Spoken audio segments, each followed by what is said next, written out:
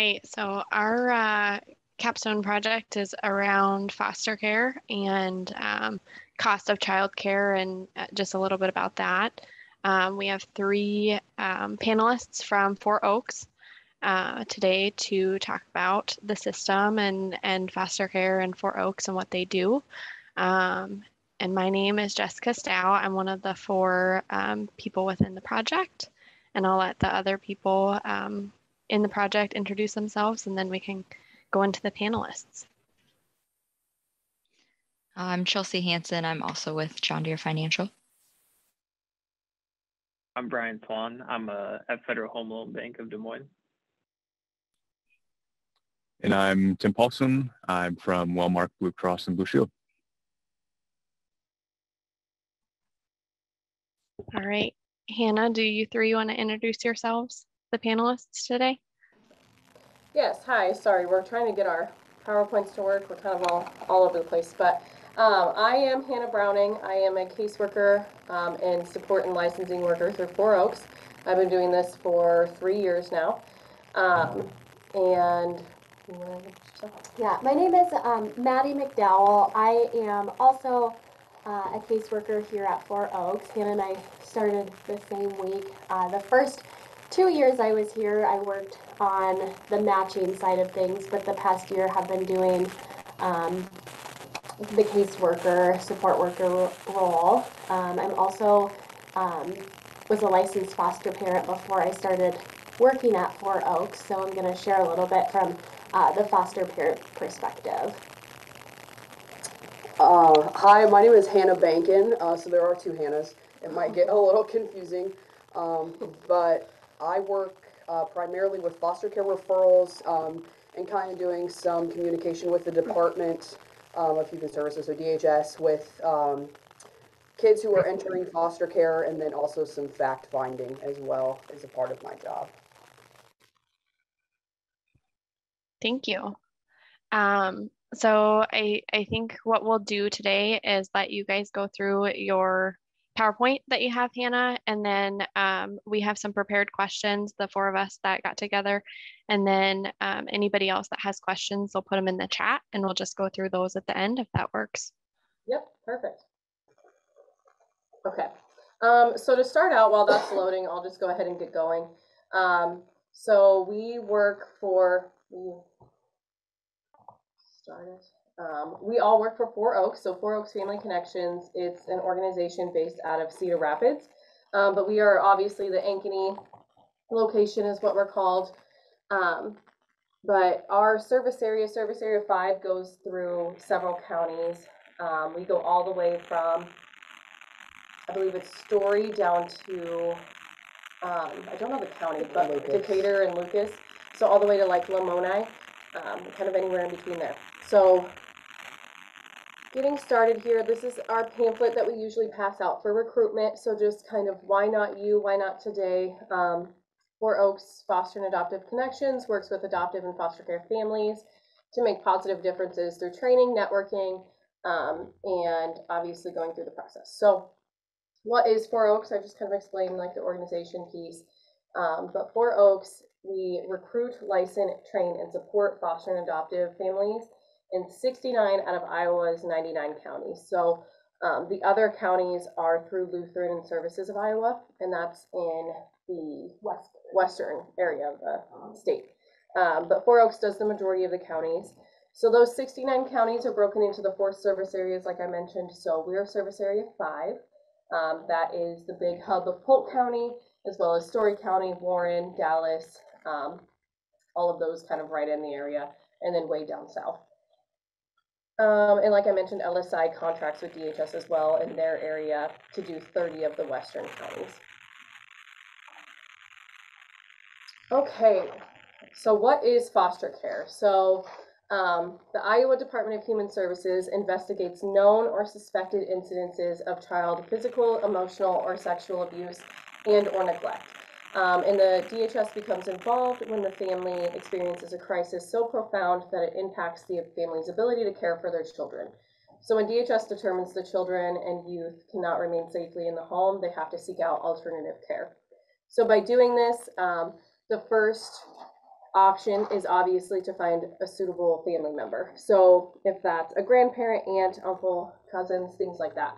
The next least restrictive environment would be a suitable other. So maybe a daycare provider, a teacher, anyone that has a close relationship with the child but is not biologically related. And then the next least restrictive would be foster care. So if those relatives or kin are not immediately available, safe, or stable, then they will need to be placed into foster care. So children are typically placed in homes within close proximity to their home region. So say they're in the Des Moines area, we would try to find them a home in the Des Moines area. If they come from Ames, we try to find them a home in Ames to keep them close to their resources that they've already maintained. The foster home will maintain and nurture the child's emotional connections, including with their family of origin. So obviously trying to keep them in their same school, trying to keep them in their same sports, and trying to keep them as connected to their biological family as much as we can. And then mentoring and sharing parenting with the families of origin while supporting reunification. So foster care, the biggest thing about foster care is focusing on that reunification piece. So always maintaining what we can do to try to get those children back with their parents. Okay, so who are the youth in foster care? Oh, sorry, and kind of why do youth enter foster care? So in Iowa, approximately 4,000 children and youth per year will need a temporary home. So once all of those other options are looked into, so the kin, suitable other, relatives, then there's still 4,000 children who are needing a foster home. So these kiddos kind of range in ages. They can be anywhere from a newborn baby all the way to 18 years old. And they're usually a part of a sibling group of at least 3 or more, usually more. They're likely to have significant emotional, mental, or physical health needs that require ongoing care. So needing ongoing therapy services, BHIS services, things like that. Each kiddo may have varying degrees of educational challenges that require the foster parents' patience, advocacy, and ongoing intervention. So a lot of our kiddos either are behind in school, haven't been to school in a very long time, have never been to school, and really need somebody who is a strong advocate for them to look into those individualized education plans, behavioral plans, things like that to get them up to speed of where they need to be. These kiddos will have experienced trauma, which will present through unique behaviors. So a lot of times, we just took a training the other day with one of our therapists who's in our building, and she was talking about changing the mindset of behaviors to understanding the need behind them. So each behavior is a need that's being displayed. So our children do have some of those unique behaviors at times, but it's their trauma presenting as what they need. A lot of our kiddos are racially, ethnically, religiously, and culturally diverse. So we need homes that can reflect that and can be respectful of maintaining those connections as well. Our kiddos may identify in some manner other than heterosexual or gender conforming. So a lot of our youth, especially, I think we've seen an increase lately with a lot of our youth who are LGBTQ, need foster homes who are willing to support and guide them through that as well. So a lot of our kiddos may also be sexually active or have been exposed to sexual situations that might be inappropriate for their age or experience sexual trauma themselves. They will likely have a visitation plan designed to support timely and safe reunification with their family. So the younger the kiddo, the more frequent those visits will be. So that means even though they're in your home, they still will see their biological parents, hopefully on a weekly basis. And then most of our kiddos would likely fit the definition of special needs. So that's a category that describes children and youth who are considered to be difficult to place. So it's a little bit different than your typical special needs definition, but this would be, our special needs would be like if they're in a sibling group of 3 or more, depending on their race and ethnicity and things like that. Okay, so I'm going to pass it over to Hannah, the other Hannah, and she's going to discuss kind of what our referrals look like and her matching role.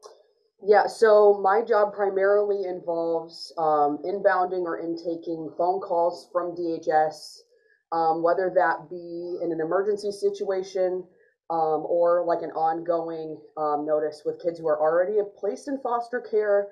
I definitely have a lot of barriers in my job, and it's rather fast-paced at times because I am the primary point of contact for DHS in regard to foster care referrals.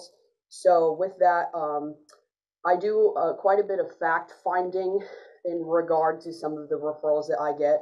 So making sure that I get all the information I can so I can share that with the prospective foster parents that I call. So referrals can either be on like a 1 hour, a 2 hour, 24 hour, 48 hour, or I think just long, like it can be like a notice that we've received from a foster family who doesn't want the child in the home anymore, or whatever the situation may be. And with that, that sense of urgency is definitely a challenge, you know, because we get these phone calls anywhere 24/7. Whenever DHS calls, we have to answer. So whether that be me during the day or one of our caseworkers who are on call that week, we can get phone calls at 8 o'clock in the morning, or we can get them at 2 o'clock in the morning. It just kind of depends on the situation. So that sense of urgency is definitely a big piece of the job that we definitely have to interact with every day, and we kind of have to adapt to. And with that, in our foster parents, we definitely need people who are able to accommodate for those emergency situations and are a little bit more open. So when I say that, I guess I'll just kind of segue into the barriers that I have to kind of navigate in my job. So we receive a high volume of children of color. And as you all know, living in Iowa, we don't really have a large influx of those individuals I guess in relation to the majority of Caucasian individuals, especially in the foster care system. So we are really in need of foster parents of color to accommodate for those kids of color that Hannah was kind of talking about earlier, being able to culturally accommodate, religiously accommodate. And of course, kids want to live with people who look like them, right? So it's really important that we have a diverse selection of foster parents to accommodate for our pool of foster kids that we do have. We also have a large need for families who can take teenagers, and I'm sure that some of you are parents yourselves, and teenagers are not exactly the easiest, but they are just as deserving of a good, loving, stable home as anyone else. I mean, that cute little 2-year-old is just as worthy as anyone else, and it's definitely a big challenge for me to place teenagers, especially in the Polk County area. You would think that because Polk County is so large and I guess diverse in some sense, that we would have more of those families that would be open to taking some of our more diverse referrals or diverse children that come through. It's very alarming that we do not have a lot of families who are willing to even try to take teenagers based on their age. And I preach a lot that age is not indicative of love, or it's not indicative of, you know, damaged goods per se. Like, just because they've lived longer and experienced more life doesn't make them any less worthy of any type of loving or caring environment, like I said. And then the last big barrier that I see mostly every day is sibling groups. So having the space in your home on top of being able to care for more than one child at a time who is more than likely trauma affected can be a pretty big ask for most people. But of course, we want to see siblings stay together and let kids experience more familiarity as much as possible during that tumultuous time of being removed from their family and uprooted from the life that they know, whether, you know, depending on the circumstances, regardless of how good or bad, it's traumatic. So having families able to take care of siblings and then being able to take siblings just in general is a big barrier that I see most days. And it's definitely hard for me to make the decision to split children up. So we are definitely in need of some families who have the space as well as, I guess, the ability to take large groups of siblings, whether that be 2, whether that be 4, there is a big need. So yeah. It's kind of all I got. Yeah. Yeah, so kind of on this referral, it talks about this slide, it talks about the amount of homes that we have in specific areas based on the need that we have. So there was 34 youth referred to Four Oaks in the Story County area, but we only had 16 families in that area to provide homes. So obviously that is over half of those children had nowhere to go. So that kind of bases on our recruitment efforts, the need that we have, regardless of even age or the barriers that Hannah mentioned. The other barrier is just the lack of homes. So you can see in this slide here that over half of those kiddos, we had to find a different alternative for them. And then this slide also goes back into what Hannah was talking about. The biggest unmet need would be teens, sibling groups, and then our LGBTQ identifying youth. Okay, and then we're gonna have Maddie kind of go into her part. Yeah, so just a little background about how my husband and I started foster care.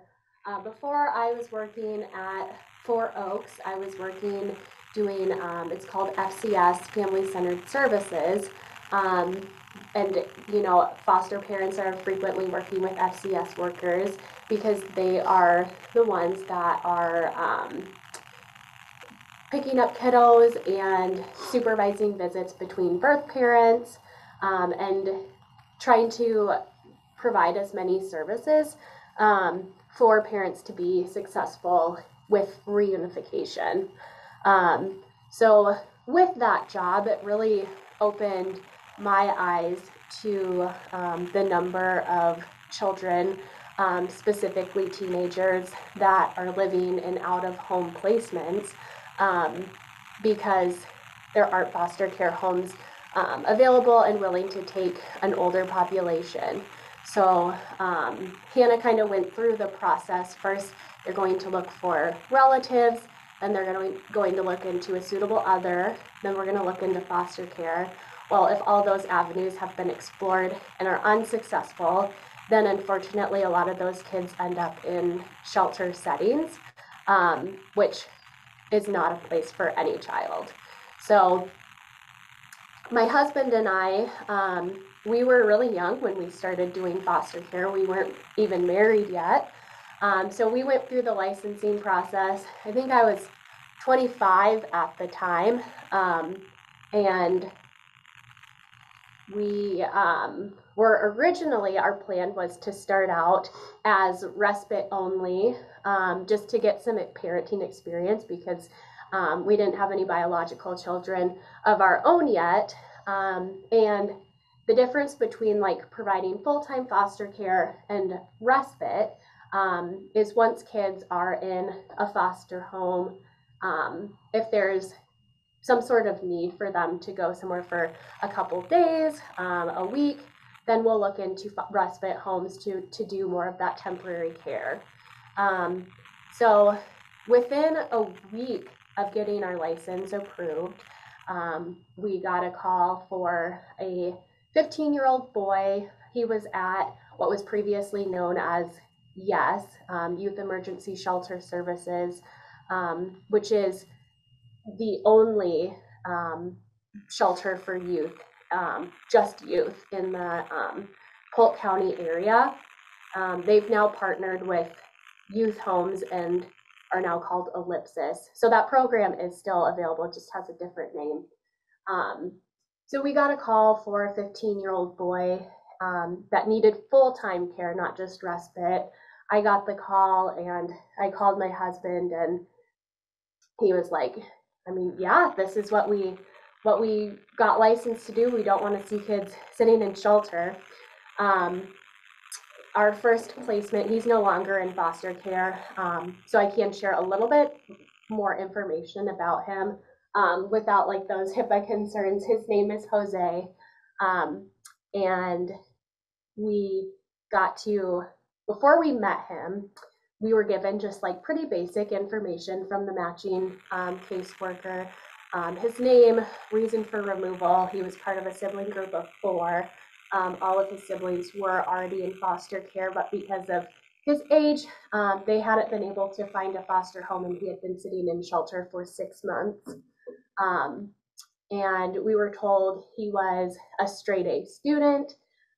He had had no behavioral concerns since being placed at shelter, which I'm not gonna lie, I did not believe that, because usually kids who like sometimes don't even have behaviors start to display them just because being in a shelter setting is really rough. But my husband and I, we were able to meet Jose. We did about 3 visits with him before he transitioned to our care, just to make that process a little bit easier for him and us. And gosh, he was like just as amazing as they described him on the referral. He was a straight A student, never had any behavioral concerns in our house, was just such a fun, amazing kid. And we were able to create a connection with him that will be lifelong. Fortunately, his biological dad, who's living in Chicago, was able to get placement of Jose, as well as his 3 younger brothers, which is something we don't always see. So all 4 siblings were able to stay together, and they are still there. They're stable. Jose recently completed basic training and is about to graduate and join the military, and is just a really, really incredible person. So I like to share that about my first experience, just because I think there's a lot of assumptions like, oh, I've never parented before, so I couldn't do it, or I'm young, so teenagers might be, hard for us, which everybody kind of has their own niche and what they work well with. But with my husband and having a teenager, it was awesome to have a kid that was a little bit more independent, where we could kind of still go out and do those things, have a night out with friends, or run errands and not have to think about a babysitter, or he was able to do his own laundry. He was able to, and obviously there's still the support, academic support that we provided, and emotional, and making sure that he was in all the services he needed. But it was just a really great fit for our family. And since having Jose, my husband and I continued providing care for teenagers, because that was just what worked well for our family. We've had kids live with us between the ages of 11 and 17. We're taking a little bit of a break right now just because of life and not having the space in our house for more kids. But in June of 2021, we finalized the adoption of our son, Nehemiah, who's 16. So that was just another really incredible thing that has come out of being foster parents. We never expected to do adoption. We always had wanted to just kind of fill that temporary need and help kids transition either to being independent adults or being able to go back to their families. But this was a situation where unfortunately reunification was not possible. And so, yeah, when you start foster care, things you never expect to happen will. And now we are parents to a 16-year-old, and it's the best thing ever. I also wanted to talk a little bit about the pandemic and how that kind of impacted foster care, foster parents, and foster youth. I think one of the most obvious was something that we all experienced, whether we're working with foster kids or have biological children, was just balancing that beginning of 2020, when COVID is still, there's so many unknowns, and a lot of people are sent home to work. Kids are sent home from school to learn virtually, and or parents are not able to work from home and they still have their kids at home. So that was just a huge barrier for foster parents and really limited, people that were licensed and eager to take kids, but just logistically couldn't make it for their work for their families during such a hard and unknown time. With kids that are in foster care, we touched a little bit about how a lot of our youth do have some sort of challenges in a school-based setting, whether that be academic, social, behavioral. And when the pandemic started, we had two kiddos. We had our son Nehemiah, who was not yet adopted, and then we had another placement, a 13-year-old boy. And they each had their own unique learning needs. Our 13-year-old, he had a lot of academic challenges as far as like the academic side of things, so reading and math. He did have what's called an IEP, individualized education plan. So when he was in person school, he had special supports that would help him. He was in 7th grade and still at like a 3rd grade level for reading and math. And then our other son, Nehemiah, we had been a little backstory on Nehemiah. So before he came to live with our family, he spent a year living at the youth shelter, and then he spent another year at a program called Youth Homes, which is a group care setting, not a home setting. And in both of those places, he was not in a typical learning environment. Both were very small settings. So he transitioned from 2 years not being in a typical learning setting to being in, a large Des Moines public school. So that was a really hard change for him. And a lot of his challenges was kind of the anxiety of being in that setting and not knowing how to express that anxiety, which came out as behaviors. So he was in 8th grade that year, and he had the highest number of behavioral referrals for any other 8th grade student at his school that year. So obviously we knew he needed some additional supports to be successful. And we went through the process of getting a behavioral IEP in place for him, which takes a long time. They have to do the evaluation period and get all those services in place. Well, we finally had gotten that all in place, and we had about a month of success, hadn't had any calls home, hadn't had any suspensions, and then we got sent home for the pandemic. So my husband and I were trying to accommodate 2 kids with 2 very, very different needs while working full-time jobs. So that was a big challenge for foster parents, but also for kids and teachers trying to figure out how can we accommodate these specialized educational and behavioral needs in a home setting. Another big need for us with the pandemic was we talked about the number of families that are available to accommodate teens. Well, when the pandemic hit, kids that were in group care, or we call them QRTP programs, quality residential treatment programs. It's a long-term treatment program for kids who do have more significant mental health needs. They wanted to get these kids out to reduce the number of kids there, to reduce the exposure to COVID. So we got a huge influx of foster care referrals, specifically for teenagers, and nowhere for them to go.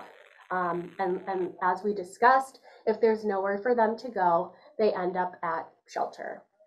And when kids were in shelter at the beginning of the pandemic, it was hell for them. They were so isolated. Really, the only time that they were able to leave shelter to maintain safety for the kids and the staff was when they were doing visits with their biological family members, which unfortunately were a lot of times not even in person anymore. They did a lot of virtual stuff. And, you know, when they're in shelter, we try and still get them active in the community and plan things for them to do, but that just unfortunately wasn't an option. So school visits and mental health and behavioral resources, a lot of those things were done in a virtual setting, and these kids were just so isolated at shelter, which can create, you know, additional behaviors, but also the isolation we've seen with all kids, not even just kids in foster care, but those increase in mental health needs, particularly anxiety, depression, suicidal ideation, suicide attempts. And we saw that with our own kids as well, with the isolation, definitely an increase in those things. And when you have kids that are used to being able to go meet with their therapist in person or their BHIS worker, a BHIS worker is behavioral health, so they work more on the behaviors side of things. When they're used to seeing those providers in person and they're no longer able to do that, that's a huge adaptation and was really hard for a lot of our kids. In addition to, you know, on a larger scale, not just with the kids, but a huge reason for kids being in out of care placement is because of mental health or substance abuse concerns with biological family members. And meeting those needs during the pandemic was really hard. So we have birth parents that are wanting to work on reunification with kids, but the wait lists to get into those type of programs, or just the lack of programs, really slowed down the process for kids being able to get back into their home setting. Would you guys be interested in hearing a little bit how childcare works in foster care? Okay. Yeah. Okay. Yep. So how childcare works when you are a foster parent. So there's a large number of childcare providers. It can be a center, or it can be an in-home provider that, as long as they're a state registered center, DHS will reimburse foster parents the state rate. So people who are providing foster care, that's not going to be a huge out-of-pocket cost. DHS is going to pay foster parents back for that cost. One challenge I would say with childcare, we typically don't have a ton of issues, I would say, in the Des Moines area finding childcare, affordable childcare for kids in foster care. More so in some of those rural areas, that can be a challenge, just because there's not as many daycare providers and they get full. And also just trying to find childcare programs that work with children that are a little bit older, because some of our teens need a higher level of supervision and care, and there's just not a ton of programs available to accommodate those kids, which sometimes we have families willing to take an older child but just can't find the proper child care to accommodate them. So that's a need in our community for sure. Yeah, I think with the childcare too, I think right now it's been kind of difficult to find places that aren't full. I don't know if they're limiting the children, but even like foster parents that I talk to with their own biological children, like they've been on wait lists to get their own children into daycare. So I know, especially with like really littles, like babies and things, that's been kind of more difficult. I think it was hard when daycares kind of stopped, or people were working from home, so then kids were there, and then everyone goes back to work, so then there was a huge rush back to that. So that's just kind of how that looked as well. Was there a question? No? Okay. Thought I saw something. Okay. So we will kind of go in off of what Maddie was saying. So what is a resource family? That's kind of what we talk about as like a foster family. So the requirements for that are being 21 years old. You can be of any race and practice any religion.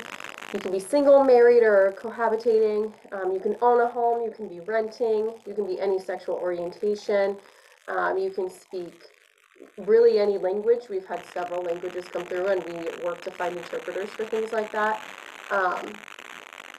So the main basis of this is that, so why, if you were interested in becoming foster parents, just making sure that you are aware that trauma happened over a period of time. So the healing process also takes a period of time. Knowing how to access those services and having supports, or at least people that you can reach out to that do know how to access those services. And then other things that we can do if you were interested in helping foster children, but not necessarily didn't think that being a foster parent was right for you.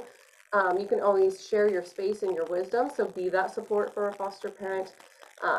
Help spread the word, so help recruit. Especially Four Oaks is a nonprofit organization. So any sort of like funding for things or working for donations is also a huge part that is something that we always need help with as well. And they're just supporting those foster families in your area. So finding out if foster care is right for you, I'm just going to go a little bit over some of like the process and the licensing standards, but not super in depth, because if you are interested, then you go through an orientation process and they'll go way more in depth with that.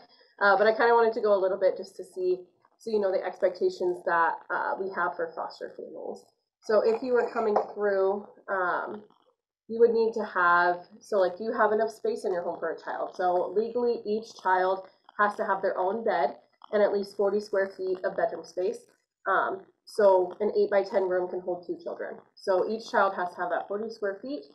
Do you have time to dedicate to another child in your home or a child in your home? So a lot of these kids, like we talked about, they have therapy appointments. They might have BHIS. They could have 2 visits a week. They could be in after school, like extracurriculars, or they could need extra medical appointments. So do you have the time to kind of dedicate to that? Do you have the patience to work with children who have suffered trauma and may have those behaviors that are coming out? And then do you have the tolerance to watch children succeed in a stable home? And then one that's not on here that I think is a huge one is, do you have kind of the ability to work with those birth parents and focus on that reunification? So one of our biggest statements that we always say to everyone is that there is no foster to adopt in Iowa. A lot of people come through and may want to like expand their home, but that is not what foster care is for. So foster care is to reunify with their biological parents. If that is not an option, like Maddie talked about, it's unfortunate that they cannot go home. Other family members are always being like sought out to see if that can be an option as well.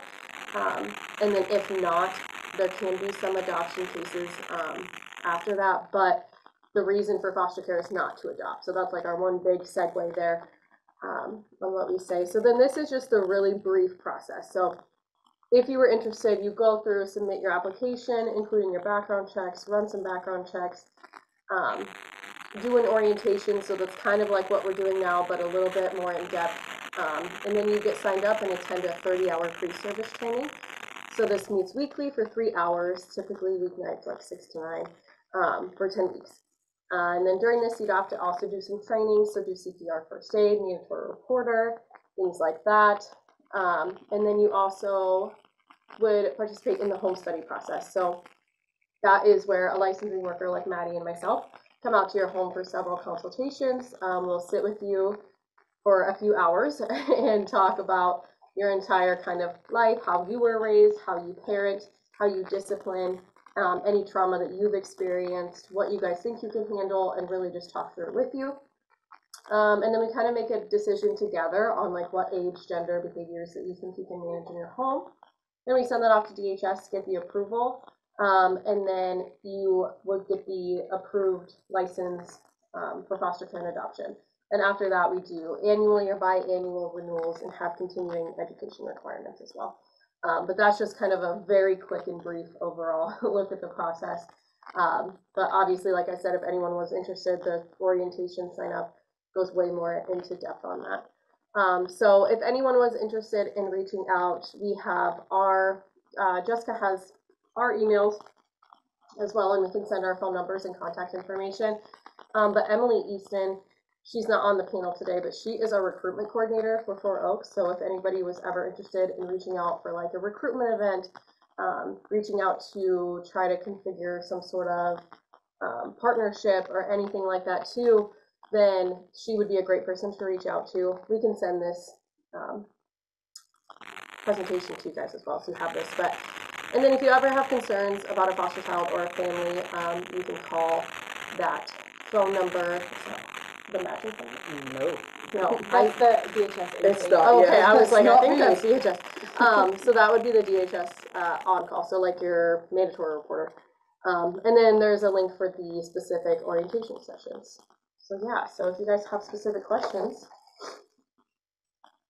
I guess I can stop sharing the screen. Thank you. I don't see any questions in the chat yet, but maybe some of our prepared questions that we have for you will help spark some people's minds. So I'll start. One of the first questions that I had for each of you is what do you feel personally is the most rewarding part of being within the foster care system, with working within the system? Yeah, so I would say that the connections that I make with my foster families and with the children in their home is the most rewarding. So when I have a foster parent who's just extremely frustrated and they call me just sobbing, and then I can talk to them and be like, okay, let's pause, let's take a breath and be like, then we can work on this together. Or when I go into the home and the children sit down with me for an hour and we talk about their feelings and we talk about how school is going, and they see me more as a friend who can help them make those connections, and really just be that support for them. I think that's one of my most rewarding parts. I would say for me, along with that connection building, and this is, I guess, more from the foster parent perspective, but just working with kids and or parents and children who had never been really treated as valuable or capable, and just being able to empower them and make them feel like, hey, I'm worthy of making these changes. I guess for me, I mean, my job is pretty rewarding, just in general, because I do get to kind of be the person who can control what homes these kids go into, because like I said, like my job is really to take these referrals and then make the phone calls. So I do have the opportunity to kind of play a role in where these kids land, and the quality of homes that they land in. And I would say that just the ability to, kind of like what Maddie said, to control a little bit of how these kids are treated, and to know that they will be valued and loved and cared for, probably better than they were at some point, you know, I guess in regard to the circumstances that they were removed. Just being able to know that I found a home for a child who was sitting in shelter for a year, or, you know, a kid who might have been labeled as a lost cause because of their behavioral issues. It's definitely really rewarding to see kids flourish, and, you know, if it ever ends in adoption, just to know that I kind of had a role in that by calling that family when I got that referral.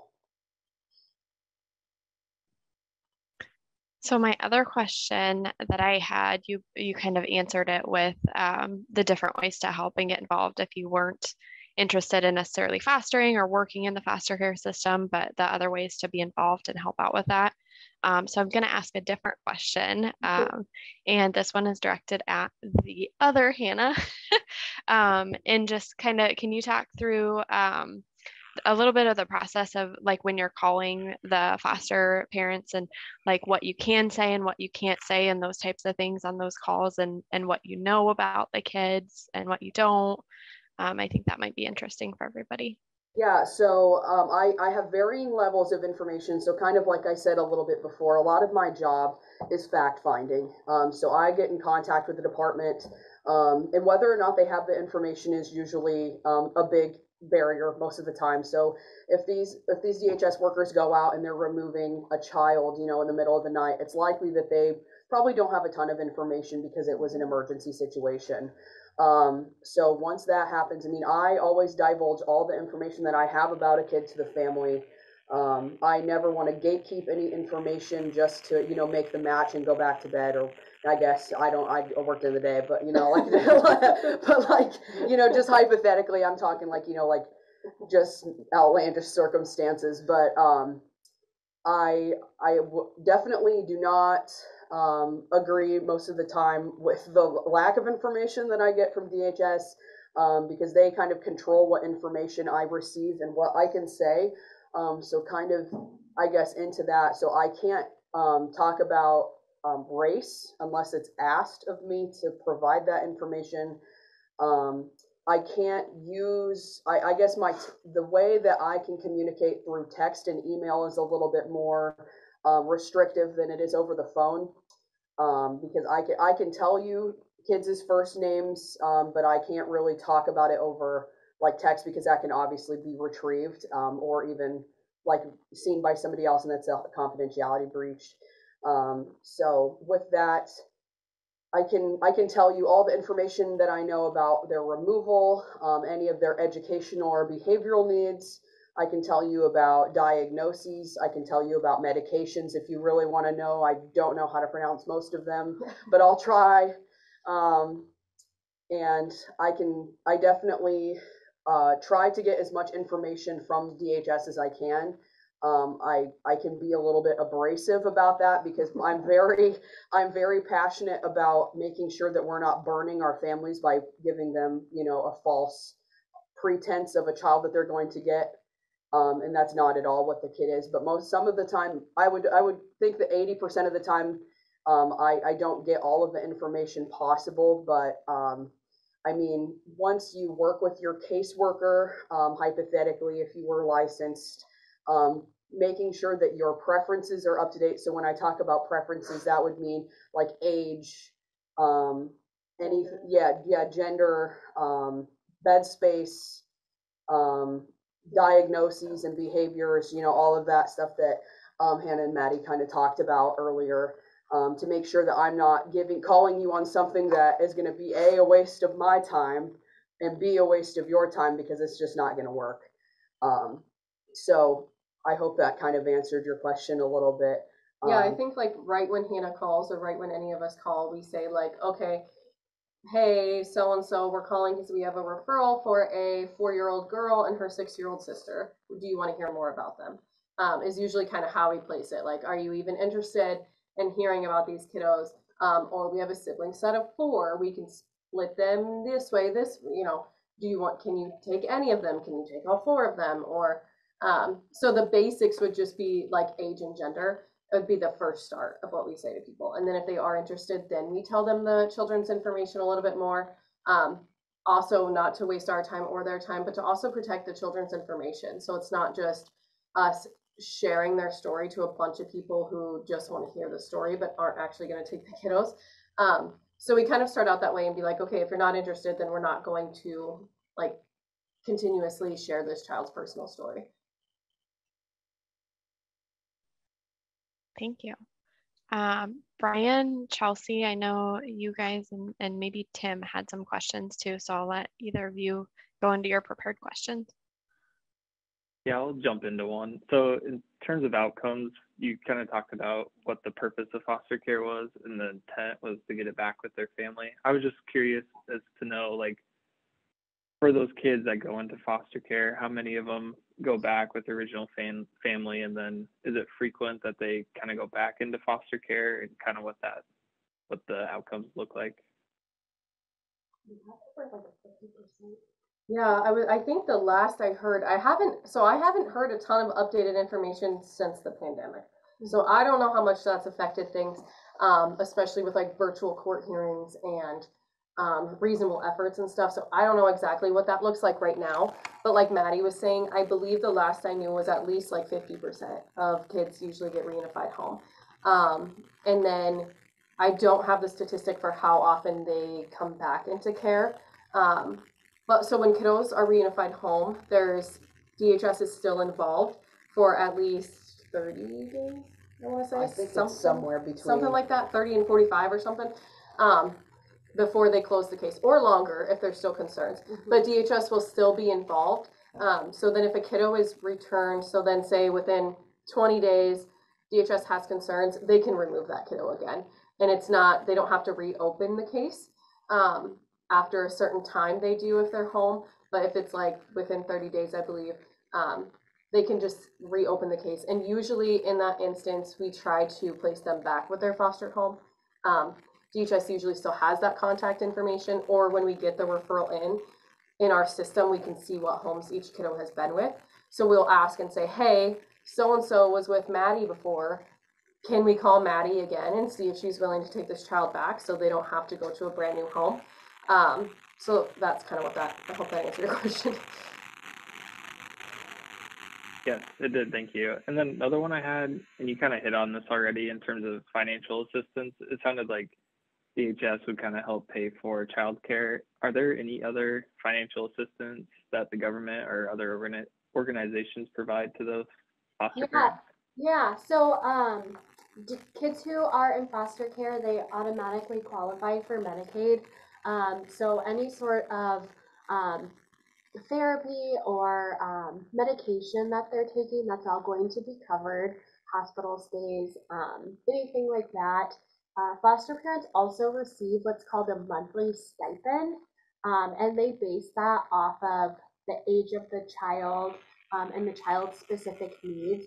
So let's say the kid does have to go to, more frequent appointments, or just has more like behavioral challenges, you will get a higher level of pay to kind of compensate the time and effort that you're putting into that.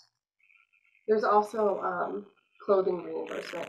It's not a ton at all, but I think it's $250 for the first year, and then every year it goes kind of down, I believe. And so if you were to like buy a kiddo comes to your home and they have no clothes, you could buy them clothes and then send the receipts to DHS for that reimbursement up to like $250 and things too. So, and in school they automatically qualify for free and reduced lunch, so that wouldn't be a cost.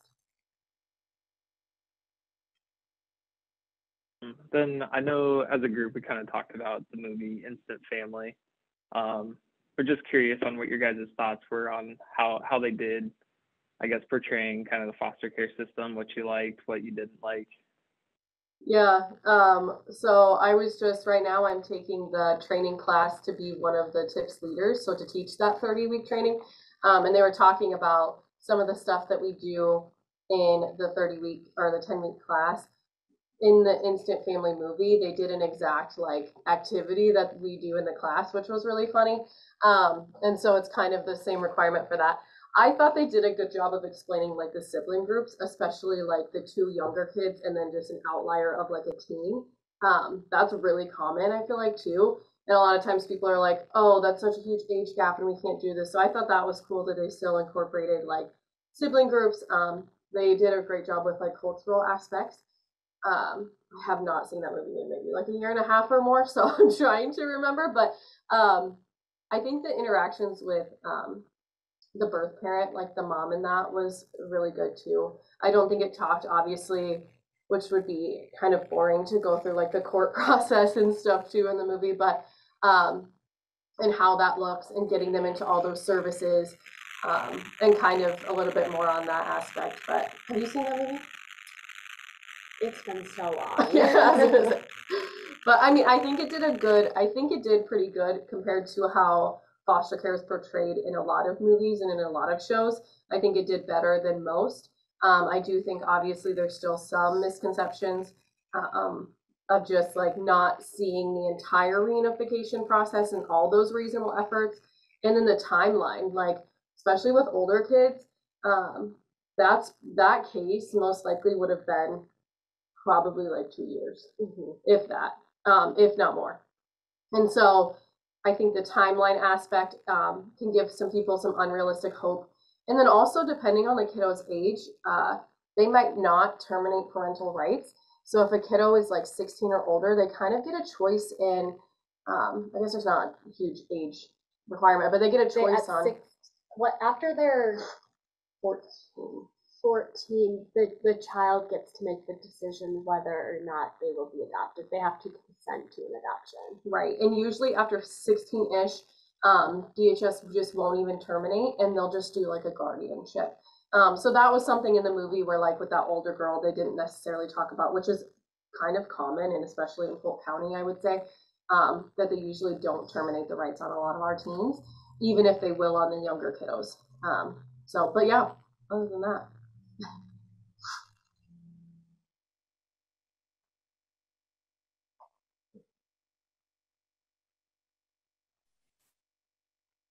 Anyone else have any final questions for our panelists?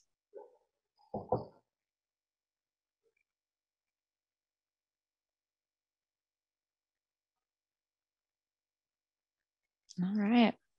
Well, thank you all so much for taking the time to introduce us a little bit more about the foster care system. And we really wanted to learn more about it, especially since our fellow Jess is going through the process, and I think could get a kiddo, I think pretty soon. Jess, I think you're done with most of the classes, or all of them, aren't you? Yep. Just had my final home visit a couple weeks ago, virtually, thanks to COVID, but yeah. So, but well, yeah, go ahead. I was just going to say, yeah, we appreciate, any opportunity for us to help either recruit or just get the word out or make connections is obviously a huge thing for us too. And so I think this was just a good opportunity on our end as well. So we appreciate you thinking about us and offering us like even the chance to come stand on our soapbox and preach to you guys a little bit. But so yeah, thank you. Thank you all for taking the time out of your day. We really appreciate it. Yeah, of course. And then, like I said, Jessica, I'll send you the PowerPoint, and then you can send out our emails or anything too. And I can put in Emily Easton, our recruitment person's direct email as well if anybody has further questions or want to look into anything or want to make any further partnerships or anything like that. So, okay, sounds great. I can forward that information out to everybody. So, thank you. Thanks, guys. Have a great day.